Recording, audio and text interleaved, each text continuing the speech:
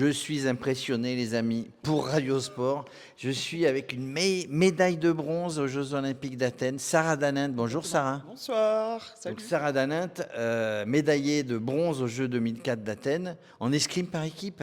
Oui, à l'épée effectivement, et puis double championne du monde avec la même équipe en plus. Avec la même équipe, une équipe d'amis, tous un peu guadeloupéens, guadeloupéennes, où il y avait Laura Flessel évidemment. Laura Flessel qui est guadeloupéenne, Maureen Nizima qui est parisienne et martiniquaise, et Ajnaka Kirali-Pico qui est hongroise et française. Bon, alors heureusement qu'il y a les îles pour nous faire gagner. Comment tu t'es mis à l'escrime? Raconte-moi ça. Alors moi, mon histoire, elle est un petit peu étrange. En fait, ma mère a toujours voulu avoir une fille, donc elle a eu 3 garçons à la base, et mes frères faisaient de l'escrime. Et en fait, quand elle m'a eu, elle voulait une fille avec des couettes, qui porte des jupes, etc., et qui fasse de la danse, donc tous les clichés qui allaient bien. Et j'ai été obligée de faire de la danse pendant quand même pas mal de temps, jusqu'à ce qu'un jour, ma prof de danse est tombée malade. Et c'est là que mon frère m'a amené à l'escrime, sauf qu'on ne l'a pas dit à ma mère. Tous les mercredis, on allait à l'escrime, lui faisant croire qu'on allait à la danse, jusqu'à ce que ma prof de danse appelle ma mère. Et là, ça s'est un peu moins bien passé. J'ai commencé comme ça. On comprend. Voilà comment on devient, les jeunes. Voilà comment on devient médaille de bronze Ouais, j'avais 5 ans quand même. aux Jeux Olympiques. Donc après, bon, tu es resté à l'escrime évidemment, tu as monté. Il y avait un pôle France ou quelque chose comme ça qui a fait qu'après, tu as été repéré, sélectionné.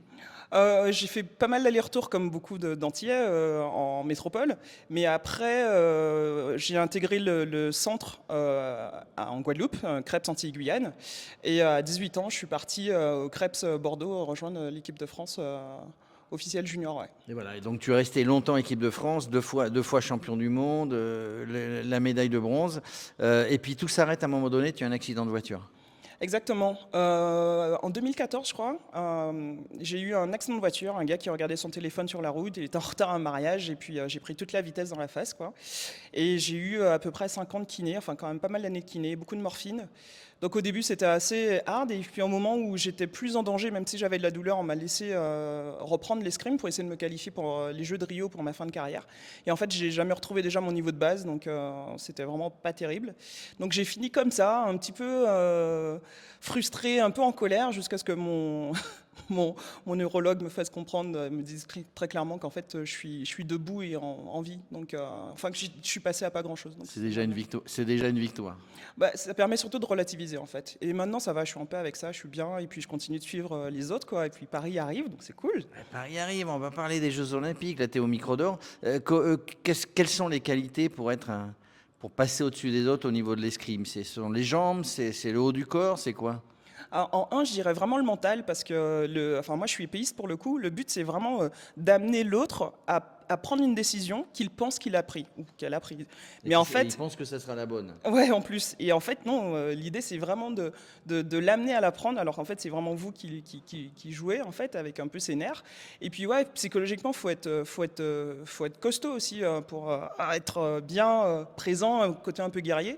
Et puis bien sûr du cardio, du physique, la muscu et puis la technique. Enfin, il faut un peu de tout comme dans beaucoup de sports, mais beaucoup de mental pour le coup. Beaucoup de mental pour le coup. Du coup, tu as repris un petit peu le sport en amateur parce que quand on est sportif de haut niveau, on ne peut pas arrêter le sport comme ça.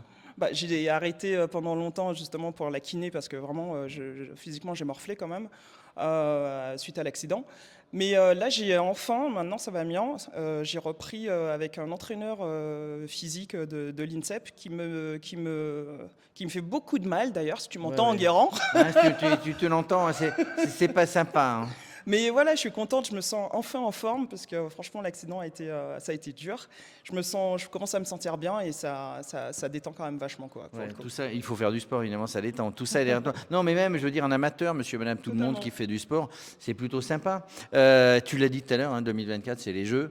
À Paris, en plus, bon, bah, tu ne vas pas les faire, mais tu es toujours en contact avec l'équipe de France féminine. L'équipe de France tout court, moi je parle, j'ai des potes dans le judo, le taekwondo, la lutte, enfin j'aime le sport déjà, et puis au hand basket et ça, et puis l'escrime, moi je suis, alors je suis toujours très embêté pour mes voisins, je sais pas s'ils regardent de temps en temps les vidéos parce que je leur fais de temps en temps des clins d'œil, mais que ça soit à Tokyo, enfin quel que soit le décalage horaire, moi je crie comme avant dans les stades, ah Ah donc, toujours très à fond. Et oui, je suis un peu en contact encore avec les filles et même les mecs, pas forcément de mon arme, mais de l'escrime en général, parce que c'était ma passion et mon métier pendant longtemps. Et puis, je suis toujours amoureuse de ce sport, quoi. T'es Donc, amoureuse de ce sport, de tous les sports. Tu vas y aller là? T'as des places ouais, je vais voir l'escrime en trio, judo et basket, parce que c'est vraiment mes 3 sports. Quand je fais tous les jeux, en fait, depuis 96, je suis toujours allée. Et je vais au moins voir ces 3-là. Et puis, ouais, je suis contente. L'escrime, c'est le premier sport français pourvoyeur de médailles en termes de médailles olympiques. Là, on a des chances dans toutes les armes. Je vais vous voir matraquer les autres. Allez. Et là, Ouais, je suis très excitée. Ouais. là, elle vous met la pression. Juge, je sais pas ce que tu fais comme job après, parce qu'il y a toujours l'après-sport, mais tu sais qu'il y a un escrimeur, il est devenu ministre, ministre des Sports. C'est ton ambition ou pas? Non, ça m'intéresse pas spécialement.